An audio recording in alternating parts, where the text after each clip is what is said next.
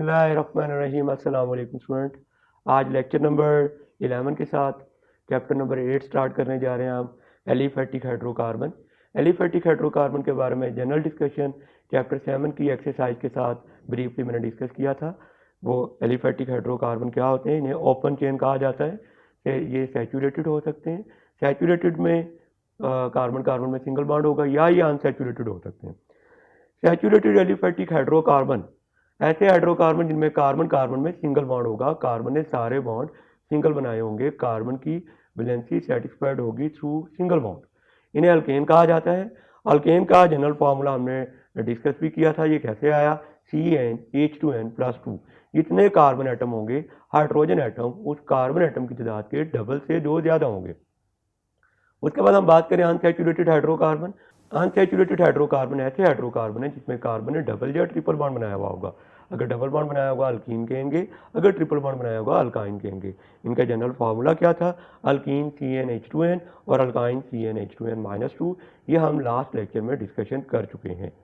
आज जो हमने डिस्कशन करनी है that is nomenclature of aliphatic hydrocarbon. Nomenclature में हम ये डिस्कस करेंगे हाउ टू नेम, कि नाम कैसे देना है कंपाउंड को। नाम देने के दो तरीके हैं, common name which is also called trivial name, और दूसरा है आइयूपैक नेम। पहले हम डिस्कस करेंगे कॉमन नेम या ट्रिवियल नेम ये किस तरह देने हैं।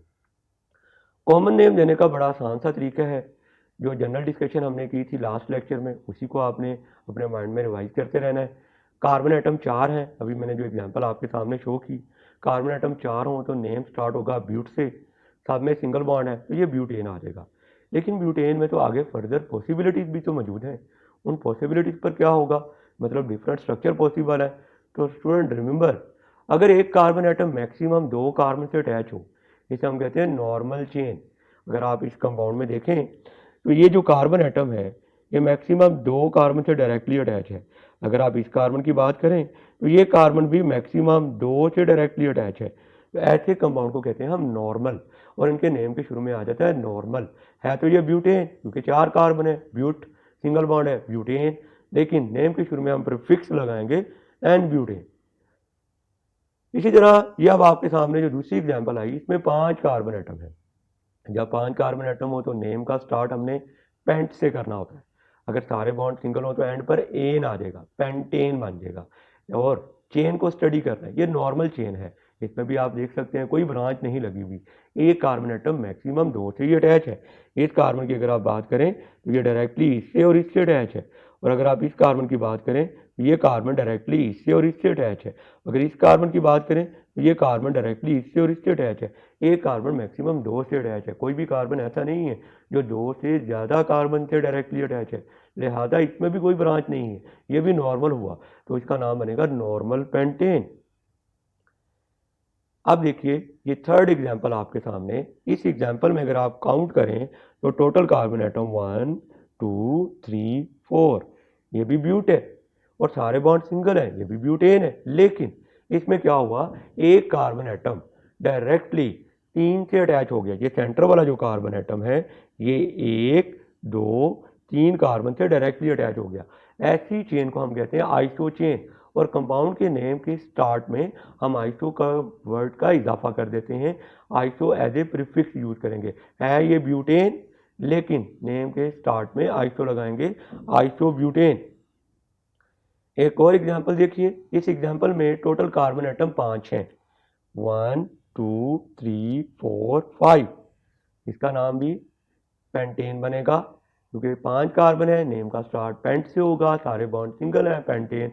लेकिन ये नॉर्मल पेंटेन नहीं है, इसमें एक कार्बन एटम ऐसा है जो डायरेक्टली 3 कार्बन से अटैच हो गया। फॉर एग्जांपल इस कार्बन की अगर आप बात करें तो ये इस कार्बन से, इस कार्बन से और इस कार्बन से डायरेक्टली अटैच हो गया।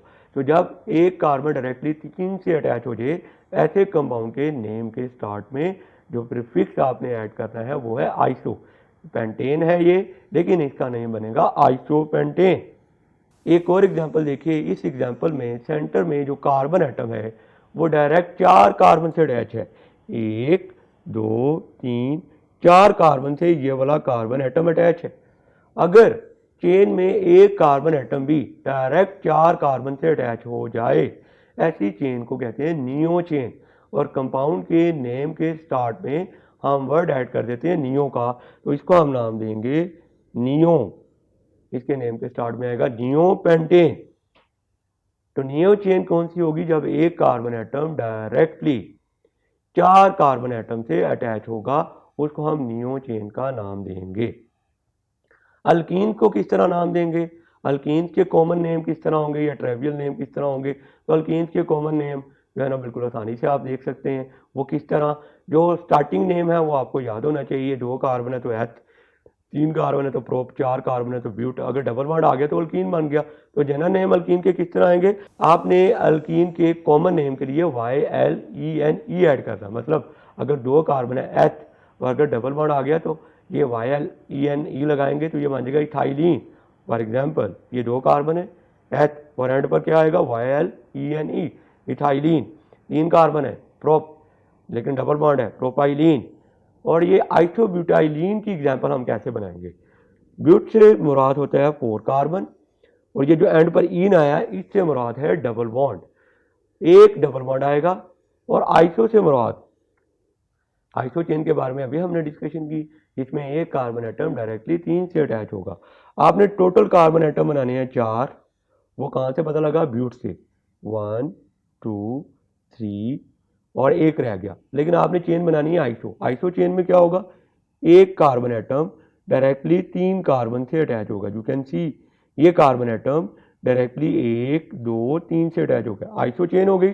टोटल कार्बन कितने बनाने थे? 4। टोटल कार्बन हमने 4 बना दिए, ब्यूट हो गया। एक डबल बॉन्ड लगा दें, यह बन गया आइसो ब्यूटाइलिन। वैलेंसी सेटिस्फाई करें। कार्बन ने एक बॉन्ड बनाया हुआ है, 3 रहते हैं, 3 हाइड्रोजन। इस कार्बन ने भी एक बॉन्ड बनाया हुआ है, 3 रहते हैं, 3 हाइड्रोजन। इस कार्बन ने 2 बॉन्ड ये बनाए, और 3 और 4 पूरे। और इस कार्बन ने 2 बॉन्ड बनाए हैं, 2 रह गए, 2 हाइड्रोजन। ये आइसोब्यूटाइलिन का स्ट्रक्चर फार्मूला आपके सामने आ गया। General discussion of alkyl group. Alkyl group क्या होता है? अल्काइल ग्रुप को आप किस तरह नाम दे सकते हैं? जब आप अल्केन में से एक हाइड्रोजन निकालेंगे तो जो ग्रुप बचेगा उसे अल्काइल ग्रुप कहेंगे। अगर मीथेन में से एक हाइड्रोजन निकालेंगे तो जो ग्रुप बचेगा उसे मिथाइल ग्रुप कहेंगे। इथेन में से हाइड्रोजन निकालेंगे, इथाइल ग्रुप कहेंगे। प्रोपेन में से निकालेंगे तो 2 पॉसिबिलिटीज बनेगी। देखते हैं जी कैसे। मीथेन में से आपने हाइड्रोजन निकाला तो CH3 रह गया और ग्रुप का नाम आ गया मिथाइल। इथेन में से जब आपने हाइड्रोजन निकाला तो CH3 CH2 रह गया और ग्रुप का नाम आ गया इथाइल। अब प्रोपेन में से जब आप हाइड्रोजन निकालेंगे, यू हैव 2 पॉसिबिलिटीज। या तो आप हाइड्रोजन चेन के एंड वाले कार्बन से निकाल दें, इस कार्बन से हाइड्रोजन निकाल दें, या इस कार्बन से हाइड्रोजन निकाल दें। जब आप चेन के एंड के कार्बन से हाइड्रोजन निकालेंगे, इसे नाम देंगे नॉर्मल प्रोपाइल। प्रोपाइल क्यों? प्रोपेन में से हाइड्रोजन निकाल दिया। किसी भी अल्केन में से हाइड्रोजन निकाल दें, अल्काइल ग्रुप। प्रोपेन में से हाइड्रोजन निकाला, प्रोपाइल ग्रुप। अगर एंड से हाइड्रोजन निकाला तो नॉर्मल प्रोपाइल। और अगर आपने सेंटर वाले कार्बन एटम का हाइड्रोजन निकाला, जिस तरह के इस एग्जांपल में आपने सेंटर वाले कार्बन एटम का हाइड्रोजन निकाला, हाइड्रोजन तो निकाला है, अल्केन से हाइड्रोजन निकाले अल्काइल बनेगा, प्रोपेन से हाइड्रोजन निकाले प्रोपाइल बनेगा, लेकिन इस प्रोपाइल को नाम देंगे आइसोप्रोपाइल। तो अगर आपने प्रोपेन के एंड वाले कार्बन से हाइड्रोजन निकाला तो नॉर्मल प्रोपाइल, और अगर आपने प्रोपेन के सेंटर वाले कार्बन से हाइड्रोजन निकाला तो आइसोप्रोपाइल। ब्यूटेन में देखिएगा, ब्यूटेन के अगर आप एंड वाले कार्बन से हाइड्रोजन निकालेंगे तो ये भी नॉर्मल ब्यूटाइल। और अगर आप किसी सेंट्रल कार्बन से हाइड्रोजन निकालेंगे तो इसको नाम देंगे सेकेंडरी ब्यूटाइल। सेकेंडरी ब्यूटाइल क्यों? क्योंकि अगर आपने सेंटर वाले कार्बन से हाइड्रोजन निकाला, इस कार्बन से हाइड्रोजन निकाला, तो जिस कार्बन से आपने हाइड्रोजन निकाला वो डायरेक्ट 2 कार्बन से अटैच है। चैप्टर 7 के MCQ में हमने डिस्कस किया था प्राइमरी कार्बन क्या है, सेकेंडरी कार्बन क्या है, टर्शरी कार्बन क्या है। वो कार्बन जो डायरेक्ट 2 कार्बन से अटैच हो जाए वो सेकेंडरी कार्बन होता है। और अगर आप सेकेंडरी कार्बन से हाइड्रोजन निकाल दें तो इस ग्रुप को कहते हैं सेकेंडरी अल्काइल ग्रुप। तो ये वाला जो कार्बन है ये डायरेक्ट 2 कार्बन से अटैच है, और इस कार्बन से आपने हाइड्रोजन हटा दी तो ये सेकेंडरी ब्यूटाइल है। इसी तरह ये कार्बन जिससे आपने हाइड्रोजन हटाई ये डायरेक्ट 2 कार्बन से अटैच है, ये भी सेकेंडरी ब्यूटाइल है। Next isobutane. अगर आप आइसोब्यूटेन से एंड से हाइड्रोजन हटाएंगे आइसोब्यूटाइल। फॉर एग्जाम्पल मैं एक दफ़ा फिर पॉइंट रिवाइज कर दूं, अगर नॉर्मल प्रोपेन के एंड से हाइड्रोजन हटाई तो नॉर्मल प्रोपाइल, अगर नॉर्मल ब्यूटेन के एंड से हाइड्रोजन हटाई तो नॉर्मल ब्यूटाइल, दरमियान से हटाई तो सेकेंडरी ब्यूटाइल, अगर आइसोब्यूटेन के एंड से हाइड्रोजन हटाएंगे तो आइसोब्यूटाइल, नॉर्मल ब्यूटेन के एंड से हटाई थी तो नॉर्मल ब्यूटाइल, आइसोब्यूटेन के एंड से हटाएंगे तो आइसोब्यूटाइल, और अगर आइसोब्यूटाइल के एंड से हाइड्रोजन निकालने के बजाय आप इस कार्बन की हाइड्रोजन निकाल दें, जिस कार्बन की हाइड्रोजन जब आप निकाल देंगे तो ये चीज़ बन जाएगी आपके पास। असल में जब आपने इसकी हाइड्रोजन निकाली CH3 CH3 CH3, अब ये कार्बन जो है ये डायरेक्टली 3 कार्बन से अटैच है। अब ऐसा कार्बन जो डायरेक्टली 3 कार्बन से अटैच उसे कहते हैं टर्शरी कार्बन। ये जो ग्रुप बनेगा इसे कहेंगे टर्शरी ब्यूटाइल। ये जनरल डिस्कशन की हमने अल्काइल ग्रुप की। IUPAC names of alkane, common name अभी हम डिस्कस कर चुके हैं। आईयूपैक नेम पर डिस्कशन हमने स्टार्ट की है। आईयूपैक नेम के लिए सबसे important point, select longest continuous chain of carbon atom. ऐसी चेन सेलेक्ट करें जिसमें कार्बन एटम की तादाद मैक्सिमम हो, मैक्सिमम कार्बन एटम हो, जिसको हम लॉन्गेस्ट चेन का नाम देंगे। We have to select longest continuous chain. अब अगर आप ये कंपाउंड देखें तो आपके सामने है, इसमें लॉन्गेस्ट चेन सेलेक्ट करनी है और कंटिन्यूस का वर्ड ध्यान में रखना है। अगर मैं ये चेन सेलेक्ट करूं तो इस चेन में 1 2 3 4 5 6 कार्बन है। ये जो लॉन्गेस्ट चेन हम सेलेक्ट करते हैं इसे पेरेंट चेन भी कहते हैं, और पेरेंट चेन के लिए जो नेम यूज करेंगे उसे पेरेंट नेम का नाम देंगे। अब आप देख सकते हैं इस पेरेंट चेन में 6 कार्बन एटम है और सब के सब में सिंगल बॉन्ड है। जब 6 कार्बन एटम हो तो नेम हम स्टार्ट करते हैं हेक्स से, और सब में सिंगल बॉन्ड है, एंड पर आ जाएगा एन, तो इसका पेरेंट नेम बनेगा हेक्सेन।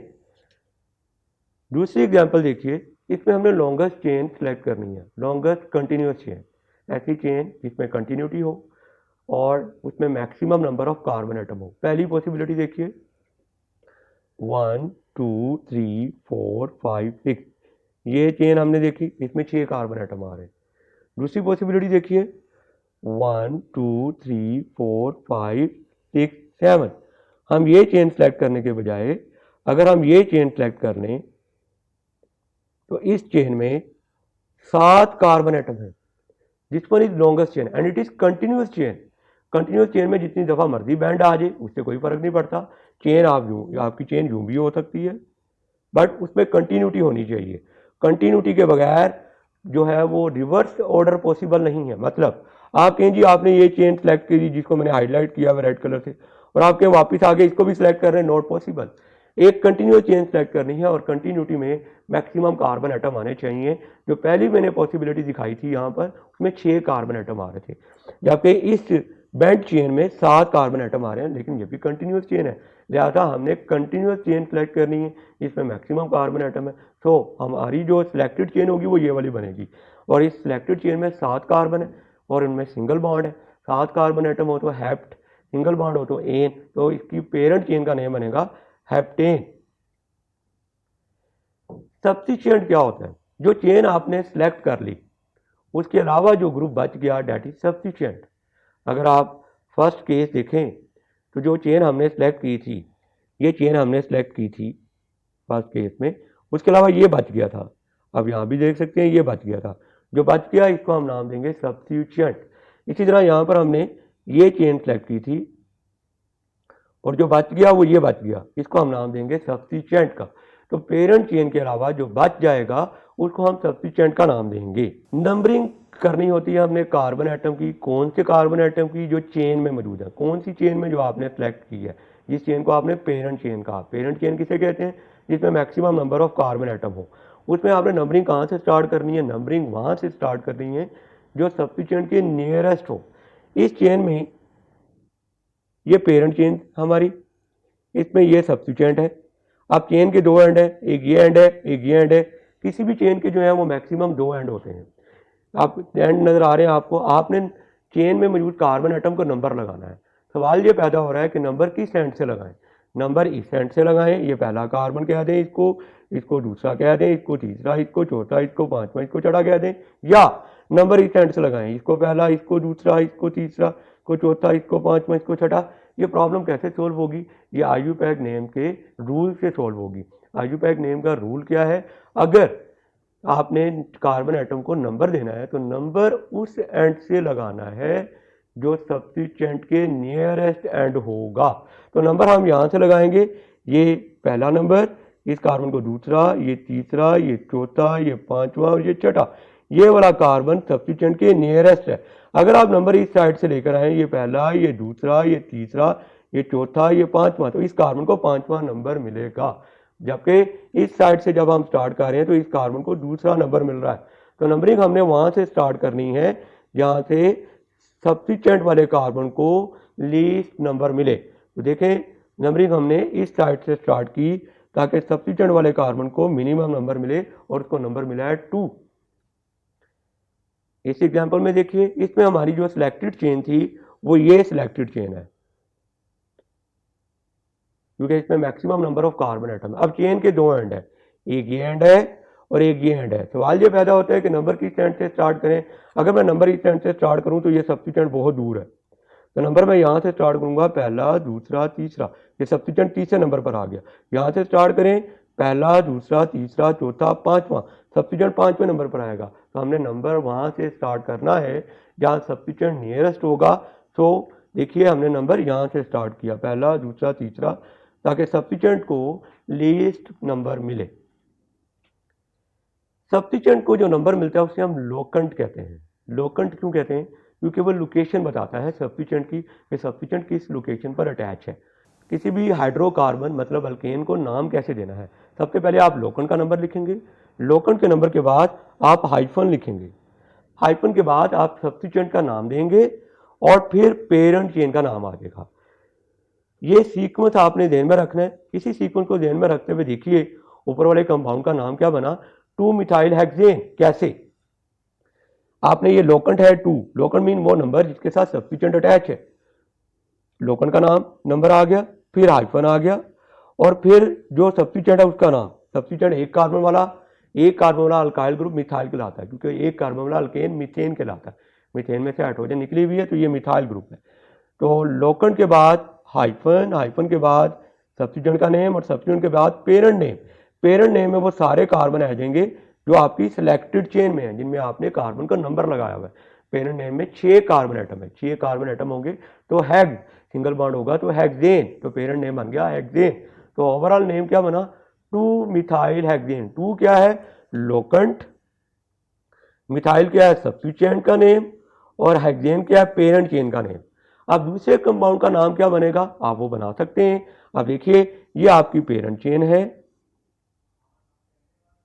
पेरेंट चेन का नेम बन रहा है हेक्सेन, पेरेंट नेम एंड पर आना है। स्टूडेंट, इसको याद करने का बड़ा आसान सा तरीका है। जिस तरह आप अपना नाम लिखते हुए पेरेंट का नेम एंड पर लिखते हैं, इस तरह पेरेंट चेन का नेम एंड पर लिखना है।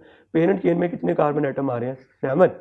तो पेरेंट नेम हेप्टेन एंड पे आ जाएगा, और पेरेंट नेम से पहले सब्स्टिट्यूएंट का नेम। सब्स्टिट्यूएंट का नेम क्या है? मिथाइल, और सब्स्टिट्यूएंट के नेम से पहले उसकी लोकेशन क्या है? 3, तीसरे कार्बन पर मिथाइल है, तो ये नाम क्या बनेगा? 3-मिथाइल हेप्टेन। तो देखिए, 3-मिथाइल हेप्टेन। नेक्स्ट रूल देखने जा रहे हैं। अगर 2 या ज़्यादा सब्स्टिट्यूएंट आ जाए तो हर सब्स्टिट्यूएंट को नाम दें, उसकी लोकेशन के मुताबिक, लोकेशन साथ मेंशन करें, और सब्स्टिट्यूएंट को नाम दें अल्फ़ाबेटिकली। अल्फ़ाबेटिकली नाम कैसे देना है देखते हैं जी। ये हमारे पास एग्जांपल है। तो पहले तो इसमें आप पेरेंट चेन सेलेक्ट करें, लॉन्गेस्ट चेन सेलेक्ट करें जिसमें maximum number of carbon atom है। तो ये लॉन्गेस्ट चेन है जिसमें maximum number of carbon atom है। लॉन्गेस्ट चेन के 2 एंड हैं, एक ये एंड है और एक ये एंड है। नंबर उस एंड से लगाना है जो सब्स्टिट्यूएंट के नियर होगा। कौन सा एंड सब्स्टिट्यूएंट के नियर है? ये एक सब्स्टिट्यूएंट है आपके पास, ये दूसरा सब्स्टिट्यूएंट है। इस एंड से नंबर लगाएं तो पहला, दूसरा नंबर मिलेगा सब्स्टिट्यूएंट को। इस एंड से नंबर लगाएं, पहला, दूसरा, तीसरा नंबर मिला। इसका मतलब इस एंड से सब्स्टिट्यूएंट तीसरे नंबर पर, इस एंड से सब्स्टिट्यूएंट दूसरे नंबर पर, लिहाजा हम नंबर यहाँ से लगाएंगे। ये पहला बनेगा, ये दूसरा, ये तीसरा, ये चौथा, ये पांचवा, ये छठा बनेगा। ये नंबरिंग आपके सामने आ गई, ये पहला, दूसरा, तीसरा, चौथा, पांचवा, छठा। अब नाम कैसे देना है? पेरेंट नेम एंड पर आएगा। उसी तरह आप अपना नाम लिखते हुए पेरेंट नेम एंड पे लिखते हैं। तो पेरेंट चेन में 6 कार्बन एटम है, हैग्स सब में सिंगल बॉन्ड है, तो हेक्सेन आ जाएगा एंड पर। अब हेक्सेन से पहले, पेरेंट नेम से पहले सब्स्टिट्यूएंट का नाम, सब्स्टिट्यूएंट दो आ गए, मिथाइल और इथाइल। ये इथाइल सब्स्टिट्यूएंट आ गया और ये मिथाइल सब्स्टिट्यूएंट आ गया। सवाल ये पैदा होगा कि पहले मिथाइल को नाम दें या इथाइल को। तो नाम देना है अल्फ़ाबेटिकली, ई पहले आता है, तो इथाइल को पहले नाम देना है, मिथाइल को बाद में, और एंड पर पेरेंट नेम। मतलब ये नाम बनेगा इथाइल मीथाइल हेक्सेन। लेकिन आपको याद होना चाहिए कि सब्स्टिट्यूएंट की लोकेशन बताना ज़रूरी है, लोकेंट नंबर बताना ज़रूरी है कि सब्स्टिट्यूएंट की लोकेशन क्या है। इथाइल है चौथे कार्बन पर, तो नाम बनेगा 4 इथाइल। और मिथाइल है दूसरे कार्बन पर, 2 मिथाइल, और पेरेंट नेम आ जाएगा hexane. You can see 4 ethyl 2 methyl hexane. चौथे कार्बन पर इथाइल ग्रुप, दूसरे कार्बन पर मिथाइल ग्रुप, और पेरेंट नेम आ गया हेक्सेन। चौथे कार्बन पर इथाइल ग्रुप, दूसरे कार्बन पर मिथाइल ग्रुप, और पेरेंट नेम आ गया हेक्सेन। अगर एक कार्बन पर 2 सब्स्टिट्यूएंट आ गए तो फिर कैसे नाम देंगे? सब्स्टिट्यूएंट जिस कार्बन पर आता है उस कार्बन का नंबर हम लिखते हैं। जिस तरह प्रीवियस एग्जांपल में दूसरे कार्बन के साथ मिथाइल था तो हमने लिखा था 2 मिथाइल, ताकि मिथाइल की लोकेशन क्लियर हो सके कि मिथाइल ग्रुप है कहाँ, सब्स्टिट्यूएंट है कहाँ। तो अगर एक कार्बन पर 2 सब्स्टिट्यूएंट आ जाएंगे तो उस कार्बन का नंबर हम 2 दफ़ा लिखेंगे। फॉर एग्जाम्पल इस कार्बन पर अगर आप देखें तो 2 सब्स्टिट्यूएंट आ गए, एक मिथाइल और ये इथाइल। 2 कार्बन वाला सब्स्टिट्यूएंट इथाइल कहलाता है, क्योंकि 2 कार्बन वाले को इथेन कहते हैं, सब्स्टिट्यूएंट इथाइल कहलाएगा। ये इसकी पेरेंट चेन है जिसमें मैक्सिमम कार्बन एटम है। पेरेंट चेन के 2 एंड होते हैं, नंबर किस एंड से लगाना है? जो सब्स्टिट्यूएंट के नियर होगा, ये वाला एंड और एक ये एंड। नंबर अगर हम यहाँ से लगाएं 1 2 3, अब ये कार्बन जिसके साथ सब्स्टिट्यूएंट अटैच है, एक ये सब्स्टिट्यूएंट और एक ये सब्स्टिट्यूएंट अटैच है, इस कार्बन को तीसरा नंबर मिल रहा है। अगर मैं नंबर यहाँ से लगाऊं 1 2 3 4 तो इसको चौथा मिलेगा। तो नंबर हमने वहाँ से लगाना है जहाँ लीस्ट नंबर मिलेगा, ज़्यादा नंबरिंग हम इस साइड से स्टार्ट करेंगे। यू कैन सी ये नंबरिंग आ गई आपके पास, ये पहला कार्बन, ये दूसरा, ये तीसरा, ये चौथा, पांचवा, छठा। अब तीसरे कार्बन पर 2 सब्स्टिट्यूएंट आ गए, एक मिथाइल और एक इथाइल। तो पहले नाम देना होता है हमने सब्स्टिट्यूएंट का, सब्स्टिट्यूएंट के नेम से पहले लोकेशन, और सब्स्टिट्यूएंट के नेम के एंड पर parent name, parent name and पर आना है। अब पेरेंट नेम में 6 कार्बन है, तो हेक्सेन का वर्ड एंड पे आ जाएगा। हेक्सेन से पहले सब्स्टिट्यूएंट के नेम आएंगे। सब्स्टिट्यूएंट 2 हैं, मिथाइल और इथाइल, तो पहले किसको नाम देंगे? अल्फ़ाबेटिकल ऑर्डर देखेंगे। मिथाइल में एम बाद में आता है, इथाइल में ई पहले आता है। तो नाम क्या बनेगा? 3 इथाइल 3 मिथाइल हेक्सेन। तीसरे के साथ इथाइल है, तीसरे के साथ मिथाइल है, और एंड पर आ जाएगा हेक्सेन। स्टूडेंट एक पॉइंट हमेशा याद रखिएगा, नंबर और नेम के दरमियान हाइफन आएगा, लोकेंट और नेम के दरमियान हाइफन आएगा। आप देख सकते हैं ये लोकेंट, ये नेम हाइफन, ये लोकेंट, ये नेम हाइफन आ रहा है, ये लोकेंट, ये नेम हाइफन। तो हमेशा ये याद रखनी है बात, नंबर और नेम के दरमियान आपने हाइफन लगाना है। नेक्स्ट पॉइंट है जी हमारे पास, अगर 2 या ज़्यादा सब्स्टिट्यूएंट आइडेंटिकल आ जाए, मतलब मिथाइल ग्रुप बार बार आ रहा हो, तो मिथाइल को बार बार नहीं लिखेंगे, हम एक ही दफ़ा लिखेंगे, लेकिन उसके नेम के शुरू में प्रीफिक्स लगा देंगे, di, tri, tetra and so on. Di methyl, di ethyl, di propyl, इस तरह हम उसके नाम में प्रीफिक्स का इजाफा कर देंगे। अगर 2 दफ़ा आया तो डाई मिथाइल, 3 दफ़ा आया ट्राई मिथाइल, 4 दफ़ा आया tetra methyl and so on. Locants और नेम के दरमियान हाइफन आना है और नंबर्स के दरमियान कोमा आना है, नंबर्स के दरमियान कोमा आना है, लोकेंट्स और नेम के दरमियान हाइफन आना है। ये एक एग्जांपल है जी हमारे पास। इस एग्जांपल में आप देख सकते हैं कि 2 मिथाइल ग्रुप आ गए हमारे पास, मिथाइल 2 दफ़ा आ गया। तो अब हम इसको यूँ तो नहीं लिखेंगे 2 मिथाइल 3 मिथाइल, नो, हम लिखेंगे 2, 3 डाई मिथाइल, और एंड पर पेरेंट नेम आ जाएगा ब्यूटेन। आप ये नाम देख सकते हैं 2,3 डाईमिथाइल ब्यूटेन। कैसे? पेरेंट नेम हमेशा एंड पर आता है। पेरेंट नेम में 4 कार्बन है, ब्यूटा आ गया, सिंगल बॉन्ड है, ब्यूटेन आ गया। पेरेंट नेम से पहले सब्स्टिट्यूएंट मिथाइल है, 2 दफ़ा आया डाईमिथाइल, और सब्स्टिट्यूएंट से पहले लोकेशन, लोकेशन क्या है, एक दूसरे पर है, एक तीसरे पर है। जब आपने लिखा 2,3 डाईमिथाइल ब्यूटेन तो आपको पता लगा पेरेंट चेन में कहा 4 कार्बन है, डाईमिथाइल से पता लगा 2 मिथाइल है, 2,3 से पता लगा एक मिथाइल दूसरे पर है और दूसरा मिथाइल तीसरे पर है। इस एग्जाम्पल में देखिए, इस एग्जाम्पल में आपके पास पेरेंट चेन में 5 कार्बन एटम है, पेरेंट नेम बनेगा पेंटेन, और 3 सब्स्टिट्यूएंट है, एक ये मिथाइल ग्रुप, एक ये मिथाइल ग्रुप और एक ये मिथाइल ग्रुप। एक मिथाइल दूसरे पर, एक तीसरे पर, एक चौथे पर। हम इसको यूं तो नहीं लिखेंगे 2 मिथाइल फिर 3 मिथाइल फिर 4 मिथाइल पेंटेन, नो, हम तीनों मिथाइल को एक दफ़ा लिखेंगे, लेकिन मिथाइल की तादाद शो करने के लिए प्रीफिक्स लगा देंगे, डाई ट्राई टेट्रा, ये 3 दफ़ा आया tri methyl, tri methyl pentane. लेकिन आप मिथाइल की पोजीशन भी बतानी है, लोकेंट भी बताना है, तो एक मिथाइल दूसरे पर, एक तीसरे पर, एक चौथे पर, तो क्या बनेगा 2,3,4 hyphen tri methyl pentane. You can see 2,3,4 tri methyl pentane. आज का लेक्चर यहीं तक, कुछ रूल अभी रह गए हैं, वो इंशाल्लाह नेक्स्ट लेक्चर में डिस्कस करेंगे। तब तक के लिए इजाज़त दीजिए। अस्सलाम वालेकुम, अल्लाह हाफिज़।